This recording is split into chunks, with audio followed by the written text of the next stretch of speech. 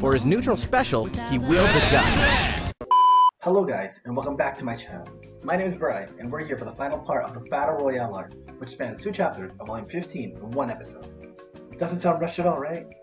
Before we get to the video though, please subscribe to make the life of my editor much easier, because I still can't paint it. Anyways, let's get started. In the anime, we see Kakine walk into items building like a goddamn Chad, while Hamazura is taking care of cremating a body under the request of Mugino. Hamazura then gets a call from Kinohata, saying that school has invaded their base of operation and that they need a vehicle for Takitsubo to escape in, since Kakine and school need her and her AIM stalker ability. This scene plays out entirely different in the light novel, however.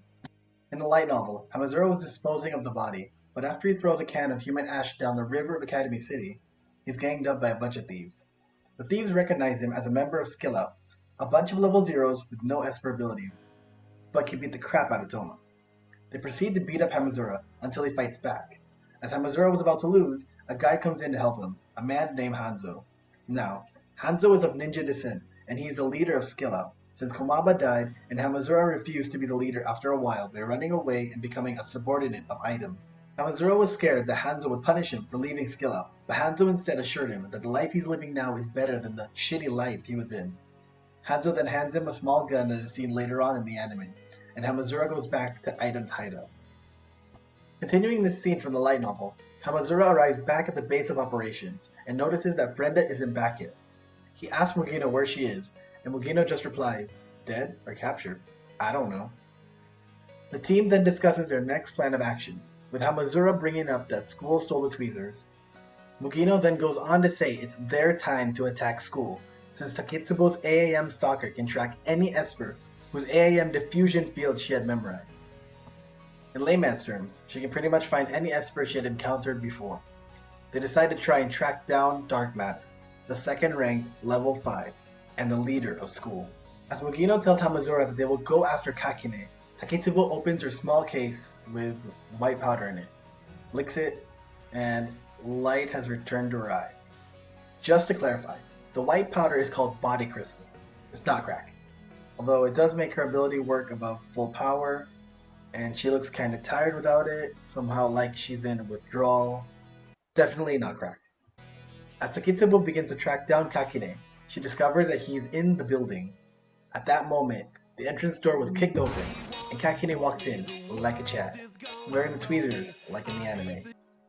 Kakine and Mugino were exchanging dialogue when Kinohata made the first move, and threw a table that was just there. She then ran to the wall, destroyed it, grabbed Takitsubo and Hamazura, and leapt through the broken wall. At this point, Kinohata asks Hamazura to go grab a car for them, which she asks in the anime, and tells him to hide Takitsubo somewhere far away. She explains that her AIM stalker is the only way they stand a chance against school. An explosion then occurs where the 2 level 5s were at. Kinohata tells him to run away, and she dashes back to the battlefield. The scene then proceeds to copy the anime, where Kinohata fought subordinates from school, but then gets shot by a sniper, Sunazara, with a steel bullet and a magnetic sniper rifle. She beats him by blowing up the building the sniper was in using a handheld, anti-tank missile warhead. Kakine then walks in behind Kinohata and Takitsubo, but in the light novel, it's just Kinohata and Kakine. The anime skips an important dialogue between Kakine and Kinohata, which relates to Kinohata's powers and upbringing. Kinohata was part of the Dark Main project, which involved trying to replicate Accelerator's calculation pattern into other Espers. She is one of the remnants of this project, which is shown with her defensive barrier being similar to Accelerator's redirection ability, or his vector shield. She does this with her ability to control nitrogen in the air to make a thin barrier around her. The light novel continues this with Hamazura and Takitsubo heading towards the elevator to escape. They take the elevator down to the parking lot to find a car they can escape in, but the elevator stops on the floor with Kakine and a beat-up Kinohata. Kakine then proceeds to grab Takitsubo due to her AIM stalker ability, stating that she was the center of Item, not Mugino, the 4th ranked level 5. Hamazura tries to get Takitsubo to go back into the elevator, but she does a switcheroo and pushes Hamazura in the elevator, saying that she doesn't want him to become Ash, and that she's a level 4 and he's a level 0. She will protect him, which he says later on in the anime. This results in Hamazura going down to the parking lot and contemplating whether he should run away and be safe, or to fight back against Kakine. In an internal dialogue of his, he thought that espers didn't care about level 0s like him, because they're disposable. He then remembers a quote that Toma said to him back at the Dangai University Database Center, back in Season 2.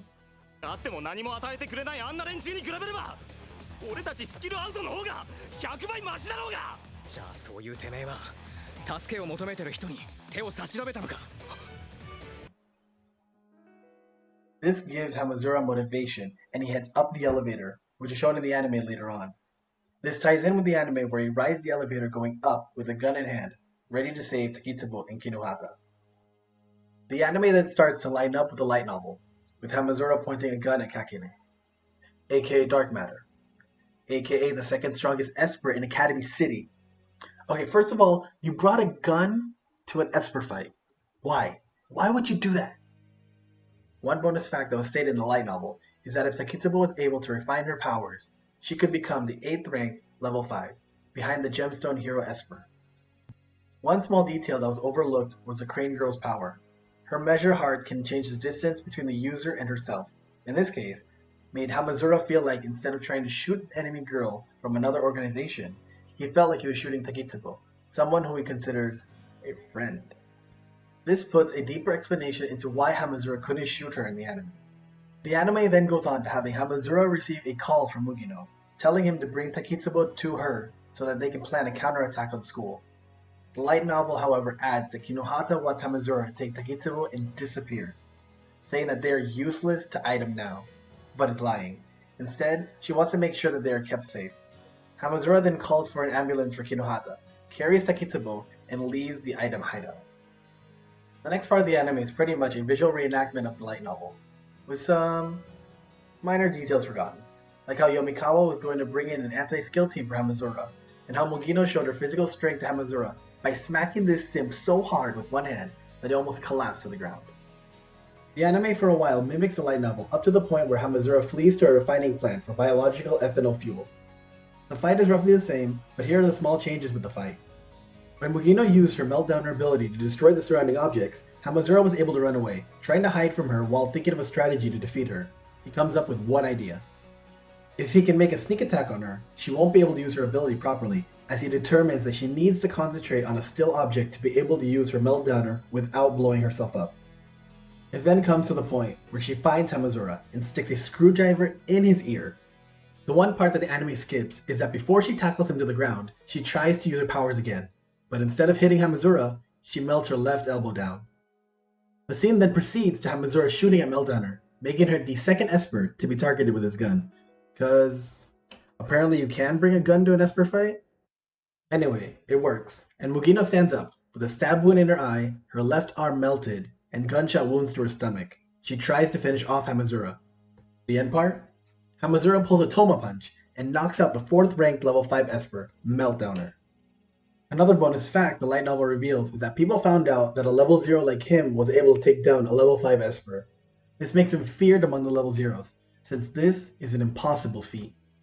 One other scene that isn't shown is Hanzo congratulating Hamazura for defeating a level 5 Esper, telling him he made Skill Out proud and that he could return if he wants to.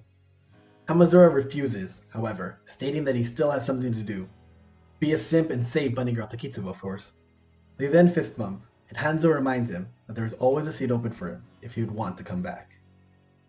The scene where Kakine talks with the girl in the dress has more detail than mentioned in the anime. The reason he needed the tweezers was because he needed to process a device that only Alistair can use, codenamed Underline. Underline, in simple terms, were small nano devices used to record information and bring it back to Alistair. Kakine can only get information from Underline if he used the tweezer. Unfortunately, that was not enough for Kakine to negotiate with Alistair. So the only other way to get to him? Kill Accelerator.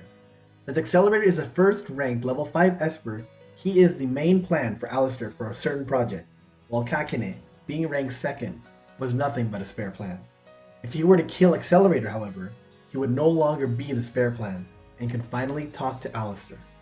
The next part is also similar to the light novel, with Ueharu trying to protect Last Order by having her go somewhere else, to Kakine torturing Ueharu even worse than what the anime depicted. Then, the climax for the arc had begun, the fight between the 2 strongest Espers in Academy City, Accelerator and Dark Matter. The fight is somewhat accurate to the light novel, with a lot of back and forth banter removed and some other parts that I'll summarize here. One major change was the initial defeat of Kakine. Accelerator had calculated his all-powerful dark matter and used his white wings against him and stabbed him with it, forming a dark circle of blood around his body on the ground. When Yomikawa got stabbed with Kakine's dark matter wings, he then proceeds to use his dark matter to torture Yomikawa even more, taunting Accelerator into becoming a true dark villain. When Yomikawa regains consciousness, she sees the anti-skill members aiming a gun at Accelerator in last order, to which she details that this will bring back childhood trauma for Accelerator. She tells them to put their guns down as he is still just a child, for her at least. Dark wings that Accelerator has is actually dark matter, but in an organic way, in a sense. The light novel depicts this as Accelerator, the one who wields the power of God, versus Kakine, the one who has touched the territory of God. This being Accelerator was able to make dark matter that could be real, and Kakine making his dark matter that could not be real. Also, a gore note, Accelerator tore off Kakine's right hand that had the tweezers from the elbow down. More or less, this ends the Battle Royale arc. The epilogue is the same as the end credits of the anime, with only one scene missing. That scene is the higher-ups talking to Accelerator, pissing him off. He vows to outwit the higher-ups, Academy City, everyone else. The hospital scene with Unabara and Salchil depicts that she is still alive.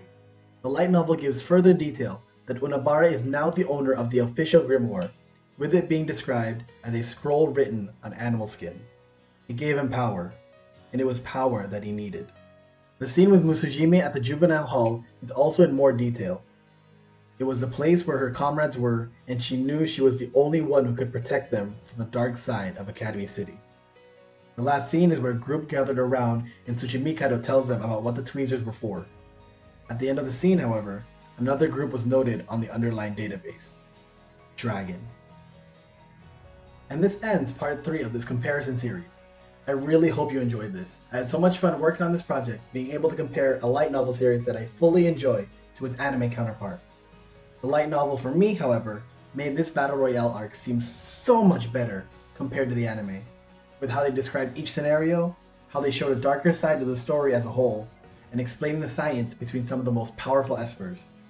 I do plan on making more series like this in the future, so I hope you could support me by just subscribing to the channel.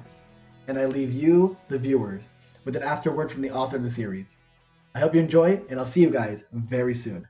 Ciao!